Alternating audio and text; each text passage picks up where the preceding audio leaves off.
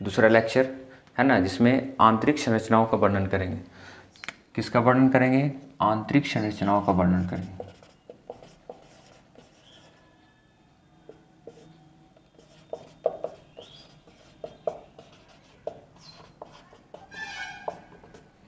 क्या करेंगे? आंतरिक संरचनाओं का वर्णन करेंगे। Lecture number 2। देखिए ये हमारा ब्रिक का आंतरिक संरचना है, अभी पूरी नहीं है, इसको पूरा करना पड़ेगा। तो इसमें हम सबसे पहले देखेंगे कि हमारे ब्रिक जो अगले है ना, पहले वीडियो में जो पढ़ा दिए थे कि ब्रिक कितनी संख्या में होती है, 2 संख्या में होती है ना, उसके वजन कितने हुए 155 से 170 ग्राम के करीब होती है। उनके जब अनुदैर्ध्य काट को अगर काटा जाए इस तरह से, खड़ी है ना ब्रिक को, किडनी को अगर काटा जाए तो हमारी जो संरचना है इस प्रकार से दिखेगी। किस प्रकार से दिखेगी? हमारी जो ऐसे बनी हुई संरचना है इस प्रकार से दिखेगी। इनमें देखिएगा छोटे छोटे जो क्या होते हैं है ना, बहुत सारा पिरामिड सी आकार जो क्या होते हैं, एक संरचनाएं पाई जाती है, जिसे हम लोग क्या बोलते हैं? पिरामिड्स बोलते हैं, या तो फिर रिनल प्लेविस बोला जाता है। ये देखिएगा, ये दो नली निकली हुई है। इसके पहले हम देख लिए थे कि ब्रिक में 2 नली प्रवेश कर रही थी, एक धमनी और एक शिरा, ब्रिक धमनी और ब्रिक शिरा, है ना। उसको रीनल धमनी और रीनल शिराएं भी बोल सकते हैं, या तो फिर ब्रिक धमनी, दोनों को बोल सकते हैं। किसी किसी किताब में इस तरह से लिखा होता है। तो चलिएगा, ये जो नली थी नीचे की ओर, इसे भी हम लोग देख लिए थे, उसे कहा जाता है मूत्र वाहिनी कहा जाता है। तो चलिए, इसके अंदर बहुत सारी ऐसी संरचनाएं हैं जो इसका बेसिक यूनिट है, यानी कि ब्रिक की सबसे आंतरिक जो संरचना होती है उससे क्या कहा जाता है? नेफ्रॉन कहा जाता है। नेफ्रॉन देखिए कहाँ होता है? हमारे ब्रिक के। तो चलिए देख लेते हैं इसको। ये देखिए, ये रीनल प्लेविस हो गया। इनमें छोटी छोटी छोटी छोटी छोटी छोटी संरचनाएं होगी जो क्या कहलाएगी? छोटी छोटी पतली पतली नलिकाएं के रूप में होंगी, जिसे ब्रिकाणु कहा जाता है। ब्रिकाणु है ना, ब्रिक नलिका के रूप में जो होती है, ब्रिक में पाई जाने वाली छोटी छोटी संरचनाएं होती है, उसे ब्रिकाणु कहा जाता है। ये हमारे शरीर के जो ब्रिक होती है उनमें बहुत सारी संख्या पाई जाती है, जिसे 10 लाख के करीब होती है, 10 लाख से अधिक लगभग में माना गया है। 10 लाख से अधिक संख्या में पाई जाती है हमारे ब्रिक के अंदर, जिसे मूलभूत इकाई भी कहा जाता है। तो चलिए, है ना, इस तरह से संरचना था जो लगा हुआ था इस भाग से, गड्ढे वाले भाग से, इस है ना, अब जो धंसा हुआ भाग है इससे इनकी जो संरचना है। चलिए, इनको हम पूरी तरह से स्ट्रक्चर को बढ़िया से बना लेते हैं ताकि बढ़िया दिखे और इससे इसको हम बढ़िया से समझें। थोड़ा मेरा आवाज़ जो है गला बजा हुआ, इसलिए आवाज़ बढ़िया से नहीं आ रही। तो चलिए, इस चीज़ को हम देख रहे हैं ना, इस डायग्राम को देख लिए। ऊपर वाली जो भाग है वो कहला गया आपका कॉर्टेक्स। क्या कहला गया? कॉर्टेक्स। क्या कहला गया? कॉर्टेक्स। और दूसरा नाम भी है,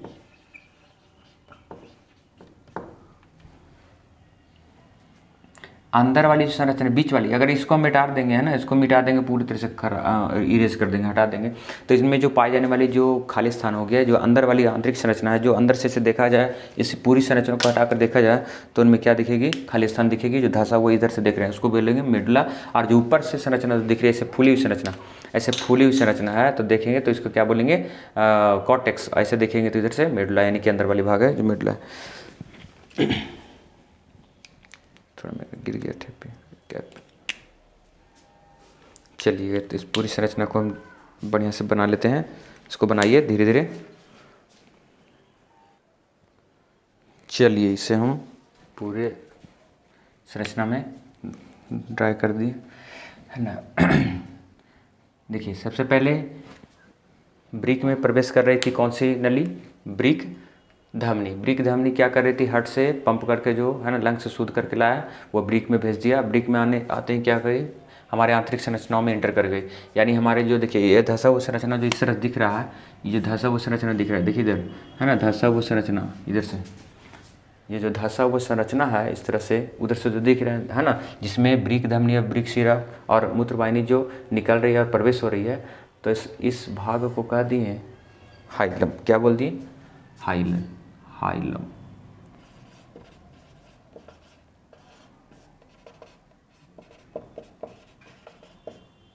हाइलम क्या कह दिए? हाइलम।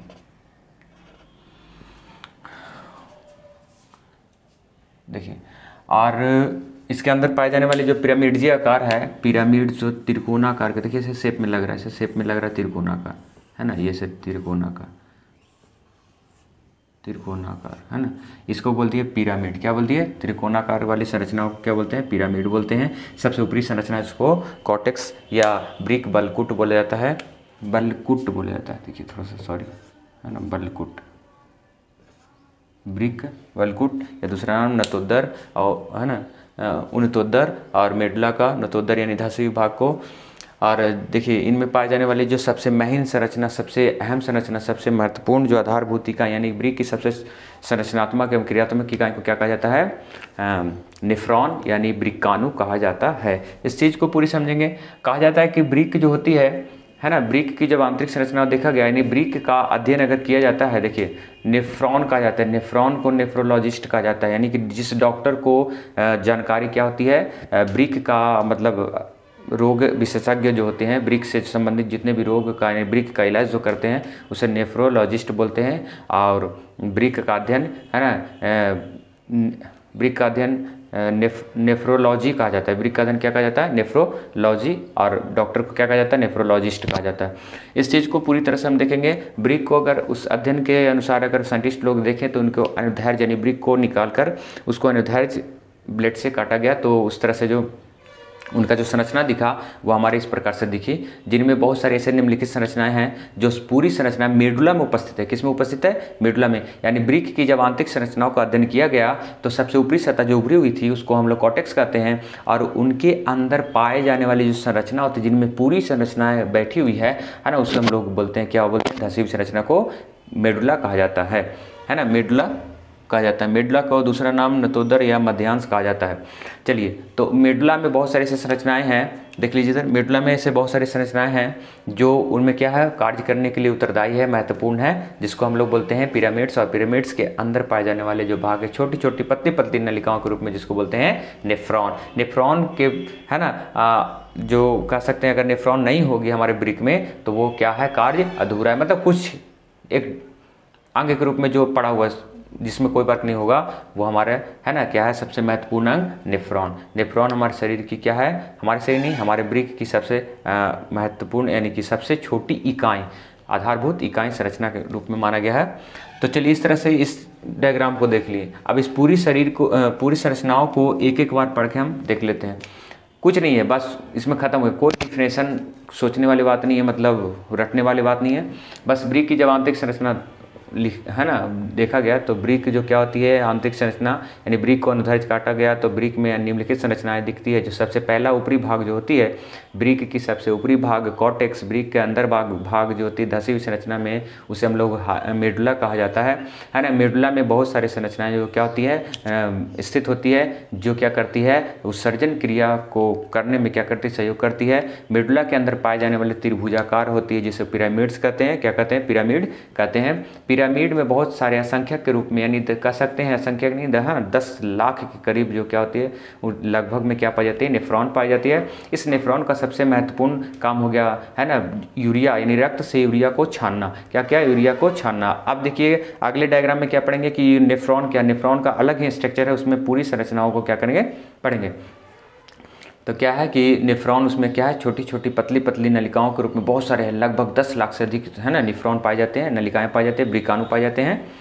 और उस ब्रिकाणु का सबसे अहम कार्य होता है यूरिया को, ब्लड से यूरिया को छानकर निकाल देना है, यानी कि हमारे शरीर में जो बेकार पदार्थ है उसको निकाल देना, सिंपल बात है ना। और देखिए सबसे पहले जो ब्लड लेकर आया था, शुद्ध ब्लड को लेकर आया था हमारे जो हार्ट से, हृदय से, कौन लेकर आया था, वो लेकर आए थे ब्रिक धमनी, यानी धमनी लेकर आया और ब्रिक में प्रवेश कर गया, है ना। और ये पूरी तरह से फिल्टर करके, यानी कि कह सकते हैं, चलिए स्लो चलते हैं, यानी कि ब्रिक में जाने के बाद अशुद्ध रक्त शुद्ध हो गया। शुद्ध होने के बाद क्या किया कि शुद्ध करने के बाद ब्रिक सीरा से क्या किया, वापस निकाल कर पूरे, है ना, वापस कहाँ भेज दिया, हार्ट में, और हार्ट पंप करेगा और उस जगह से पूरी शरीर में जाएगा। नहीं कि हम डायरेक्ट, है ना, सीरा से निकाल दिया डायरेक्ट चले गया। अब उस जगह से क्या किया कि पूरी शरीर में क्या करेगा, फिर से धमनी के द्वारा पूरी शरीर में पहुंचेगी।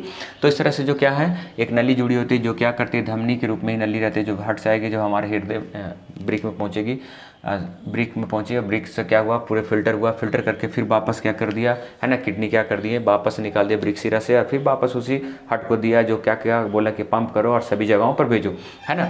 इस तरह से जो क्या हुआ, पूरी तरह से क्रिया हुई। और जो छनी हुई पदार्थ थी, जो ब्रिक के द्वारा बेकार पदार्थ, अपशिष्ट पदार्थ जो छनी हुई थी, वो हमारे किस नली के द्वारा, मूत्रवाहिनी के द्वारा यानी यूरेटर के द्वारा हमारे शरीर से बाहर निकल जाती है। इस पूरी प्रोसेस जो हुआ, उस पूरी प्रोसेस को हम लोग है ना एक्सक्रीशन एक्सक्रीटरी सिस्टम कहा जाता है, माने पूरी अंग जो क्रिया हुए एक्सक्रीशन कहा जाता है। तो पूरी इस क्रिया में भाग लेने वाले अंग जो हुए है ना, अंग तो अंग तंत्र कहला गया, तो उत्सर्जित तंत्र के रूप में कहला गया, एक्सक्रीटरी सिस्टम कहला गया, है ना। तो इस चित्र को हम लोग बढ़िया से है ना डायग्राम बना लिए, समझ लिए और इसको शॉर्ट कर लीजिएगा। और इसको समझने के लिए धन्यवाद। तो चलिए अब इसके बाद हम क्या लाएंगे, नेफ्रॉन का पूरा फुल डिटेल्स है ना, उसका वर्क देखेंगे, क्योंकि ये जो है इसमें ब्रिक में सबसे महत्वपूर्ण भूमिका जो है निभाने का काम किया नेफ्रॉन, और इसी नेफ्रॉन को हम अलग डिटेल्स में है ना फिगर्स के द्वारा देखेंगे। तो चलिए आज के लिए जय हिंद।